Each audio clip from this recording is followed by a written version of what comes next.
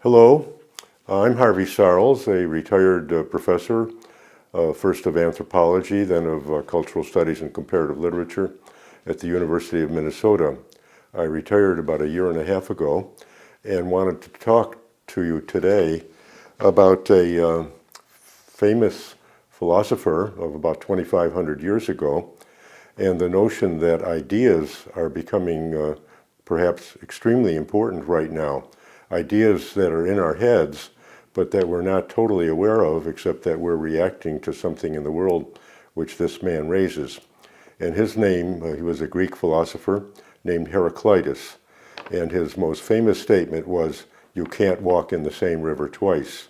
Now, living in Minneapolis, St. Paul, I came over to St. Paul today and crossed the most wonderful river in America called the Mississippi.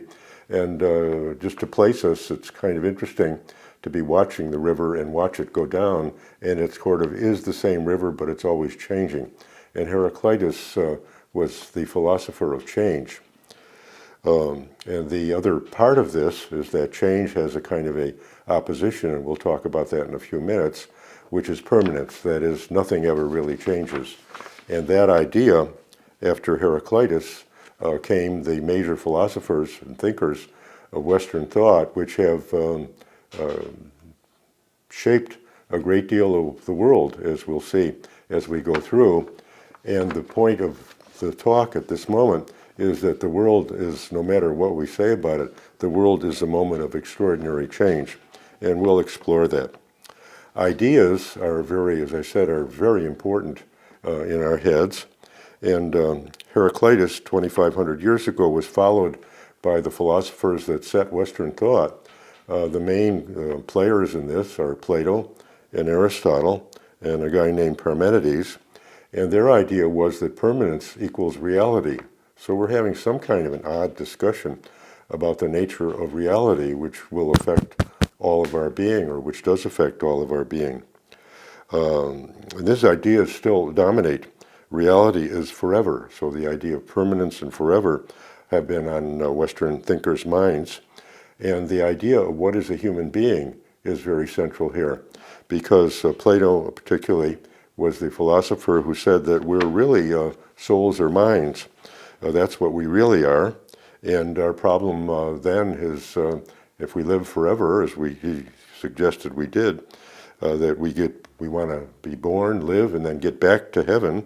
We'll live forever, and this whole idea of death, which is pervasive and quite active in the world right now, we kind of want that to go away. And my portrayal of this is that we're always in some balance between permanence and change. Each day, going to sleep, getting awake, dealing with our bodies and dealing with other people, we're in some balance. And this idea, this side, I'll call change over here to my right, and permanence over to my left. And at a time when change rises, the idea of permanence kind of goes away. And I think a lot of people are feeling that there's kind of chaos underneath. And this is one way of thinking about what's going on right now, that we're in a very chaotic moment with change occurring immensely, at a point when the globe is coming together. We're at a global moment, and the world's peoples are coming together. Other traditions coming from South Asia, particularly on Friday mornings usually. I study with a wonderful teacher, a woman. I study yoga, and this is right from the Buddha. Much of what's going on, all this story about wellness right now, are really coming from those traditions, Southeast Asian, Indian, South Asian traditions. That is, we ought to keep well rather than to go to the doctor and be cured for something. And this older body right here, I work at maintaining, and yoga is very important in doing that. We've changed very, very much. All the ideas, it isn't just South Asia, it's East Asia. The Confucian ideas coming in from China, which is the most enormous country in the world, are becoming big. North and South America, going where the media have gone wild. Technologically, we're in a time of extraordinary change, and the pill is perhaps one of the biggest inventions of all of history in the late 50s. And maybe in this context, I wanted to talk about the time first man got to be on the moon, and I think it was in 1969, and I think it was in that moment that, speaking as a trained anthropologist, that most people could begin to understand all the people in the world. It was not really available, and then with the being up on the moon, I got this idea that conceptually that we see the whole world in one moment. And I think that's been a big change. But the technologies are crazy. Everybody's got an iPhone wandering, driving around or taking an airplane, drones, etc. But the Amerindian ideas, the ideas that we're in the world and we have our joint spirits with all the other animals in the world is a very, very huge moment. And ideas coming in for Confucian, and big ideas are coming in from all kinds of other places. The next point I want to make is that something about how we get meaning has been changing, that this change in permanence ideas, when change gets too big, there's a sense in which we don't have a clear way of getting meaning in our lives, and we are trying to find ourselves at all times. Who are we? Who are we to be? And I'm going to invoke a philosopher who was around during the early part of the 20th century, an Austrian philosopher named Martin Buber, who thought about the body as interactive as opposed to the body kind of being alone in the world, and we'll get into that. And what he said, I quote him, "In the history of the human spirit, I distinguish between epochs of habitation and epochs of homelessness. In the former, man lives in the world as in a house, as in a home. In the latter, man lives in the world as in an open field, and at times does not even have 4 pegs with which to set up a tent. In the former epochs, anthropological thought exists only as a part of cosmological thought. In the latter, anthropological thought gains depth, and with it, independence." And I'll follow up on that idea, because he quotes most famous philosopher, German philosopher Immanuel Kant, 17th, 18th century, who asked 4 questions. As he examined how humans get to have reason, and at the end of his critique of pure reason, he raised 4 questions. And the 4 questions, which are very important right now, and is 1, what can I know? All of what I can know. How much can I know? 2, what should I do? What is our morality? 3, what can I hope? What can we imagine and hope for a good future? And 4th, the encompassing idea was, what is man? What is the human? This story about human nature is a very interesting one, because we have very little exam of the human. The most interesting part of humans, perhaps, and the one that we pay most attention to, that you're looking at right now, is my face. And we judge people, or at least we spot them in terms of their faces. The development of humans is informing our faces, and faces have almost not been looked at all. The human face has really been separate from all of our study of humans, and strangely enough, it seems extremely central to our being. Mainly, we've compared ourselves with other species. We're like other primates, other animals. Very little study of the body. And I wanted to recommend a book written about 10 years ago by a science writer for the New York Times named Natalie Angier, and the book is simply called Woman. It's an amazing piece. It was first pointed out to me by my spouse of 50-some years, named Janice, who said that I would learn a great deal by reading it, as she read a great deal. And I taught a course twice in human nature, 3 times, and everybody read Woman, and the women were just elated to know the depth of their own being and bodies, and the men really freaked out. It was an extraordinary experience to come across. But the fact is that women, in most of the discussions of human, have been left out.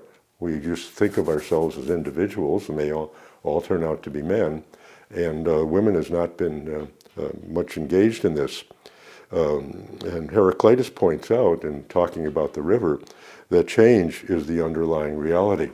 And if you want to find out about change, Ask any woman. Change is continuous, and women are very interested and very great practitioners of that.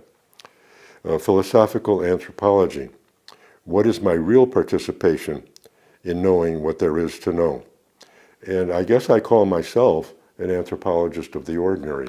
That is, we have to study everything, everybody, all the politics, the economics, religion, etc., to figure out where we're at and how everybody engages in it, the different ages that we're at, etc. For Plato, Western thought, time was essentially static. Death is a deep concern, certainly in Christianity and Islam. Heraclitus said, study the body, the senses, and we have to note, which hasn't been much noted in the study of the human, that our bodies are in interaction with other bodies. Questions of how we differ from other animals has been reason. We've been said to be the only animal with reason. We have language, we have consciousness, and morality. Those are the four big issues, and they haven't really been, in a deep sense, solved. And we'll get into that later, because that's my next area of work. Well, in 1980, how this came up in my life and hit very hard was when I was a professor in the anthropology department at Minnesota. In 1980, we got a letter which said we ought to be teaching, we taught evolution there, and we got a letter which said we should teach scientific creationism as opposed to scientific evolutionism. The word scientific came in front here and kind of raised the importance of the question, or at least it appeared to. How did we get here? Did we evolve biologically, or was there a creator? And this question of change versus permanence easily centers around this question of creationism. Creation, we were created by God, no real change, we were the way we are, and that is the case forever. Evolution, we study other animals and see how we differ from them, with humans usually thought to be the most advanced and the cleverest, and etc., mostly because of language. But we're now raising the question, I think, of human nature. How do we study it? In the creation, there are certain texts, the Old Testament, the New Testament, and the Quran, which relate to Judaism, Christianity, and Islam. And the questions that I got raised in my mind, particularly after I studied cultural studies and comparative literature, is about the nature of texts, because these religions rely on texts particularly. And when I got to be in comparative literature, the questions of how you not only you have text, but how do you decide which text you choose to read and pay attention to, and then the question is how you then interpret them, or within the religious tradition, what is exegesis. And this rose, and you can find this wonderful book from St. Augustine, who was really the father of Christianity in about 350 AD. And the book is available online for free, called On Christian Doctrine. And you can study the difficulties that Augustine pointed out in reading the Old and New Testament. That's not a simple thing to do. There are differences of opinion at Genesis 1 and 2. Genesis 1, God created man and woman. In Genesis 2, a woman is derived from man. Those are very different stories, and who decides and how decides has been a very interesting history. Right now, we're in a sense that chaos is growing. We lose the sense of being at home, and we're kind of in a time of fear and worry, and time is melting. A number of people who are particularly interested in religions are concerned very much with something we might call the end times. There is some sense that getting back to heaven requires a kind of an ending of the world, and there are a number of people in this world who think that this is about to happen. They want to return to permanence, and that's the way to the idea of a hope and a meaningful life. Kant's question, what can we know? What can we know? Has been reduced by dwelling on limitations of our imagination. solitariness, loneliness, not much at home on earth. We're all individuals, and that's the main thing we think about. We think about our souls and what's going to happen to them. The idea of reality, it kind of vaporizes right now. The thing that changes with ideas going back to Heraclitus and coming through Kant and Buber is we ought to trust and honor our bodily senses. That our bodies are extraordinarily interesting, much more interesting and complicated, I think, than most of us have thought about or has been thought about by biology and the biological look at the human. As I mentioned, women are just now coming up, and as I get close to the end, we'll talk about the fact that each of us was tied in with a mother, and we don't survive without that. And that is an extraordinarily interesting story. It hasn't been much looked at, but it is about to now in something called attachment theory. Plato in the Phaedo reminds us is the body versus the mind and the soul. That's what reality is. The soul is forever. We live out in the world and we have loves and lusts, but then the darn thing dies. And Plato wanted to concentrate on the fact of the mind or a soul, which he decided was forever. In the actual experience, the love of mother and children, bodily love, we like each other, we shake hands, we find people that we really adore, love, children, parents. This body is an extraordinary thing. I still have my parents in my mind 50 years after they've died, and going back now about 100 years, and they're still in my head. I can see them at various different ages and hear them. And that's an awful lot of the meaning of who I am. But the idea that change is vanity is also in Plato. He said, "Bah," to Heraclitus, "don't attend to the body or change." And I think that the world is what goes on, and we're the ones who make it. I have been a teacher. I'm supposed to be pretty good, and I wrote a book about it called Teaching as a Dialogue. And a lot of my meaning in my life is my attempt to try and inspire the future for my students. I try and act as somebody that they might find interesting or would be inspired by them, and that's how I've dedicated at least the last number of years of my life, and intend to continue that. I've also written a book called Next Places, which is when you get to points in your life when change is occurring and you want to think about where to get, there are not very many meditations on how to go about finding your next places. Most people think of adjusting to getting old or something like that.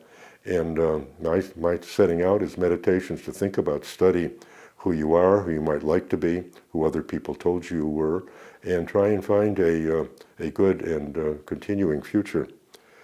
In the permanence business, what can we know, has been reduced, and we dwell on limitations.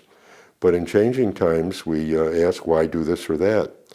The cause spreads inexorably, and we balance this off by going back to Plato in his most famous book called The Republic, in which he thinks that we're all living in the sort of the cave of shadows. It's very unclear where the light is coming from or where objects are, and we're all kind of making this up, and the only way we can really know anything is by depending on this soul, which is the thing that has all of our meaning, and our bodies simply are not trusted. Permanence and change. How we are in interaction with other people, and I wanted to read to you an extraordinarily insightful thing which came out not too many years ago by a biologist, Elaine Morgan, and she said something which is now becoming, I think, much more apparent, at least to people who study attachment theory. Quotes, "The heart-stopping thing about the newborn is that from minute one, there is somebody there. Anyone who bends over the cot and gazes at it is being gazed back at.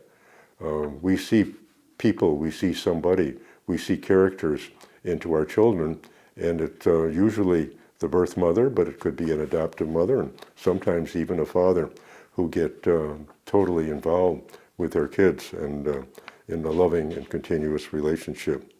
We as infants join with our mothers, move on within her vision and interactions, gradually to become ourselves, able to think, speak, to be someone who I am, moral, conscious, and thoughtful, a person who sees forward, developing meaning shared with mothers and others, hopefully lives a pretty good life. I want to return now to Heraclitus, who talked about all this change, and raise the question again for all of us, how do we think about ourselves in a changing world in which we can study who we are, study the world, find, as possible, the best parts of things, as a teacher, how to inspire the good parts in people, and to deal with ourselves as most interesting and enjoyable characters. Thank you.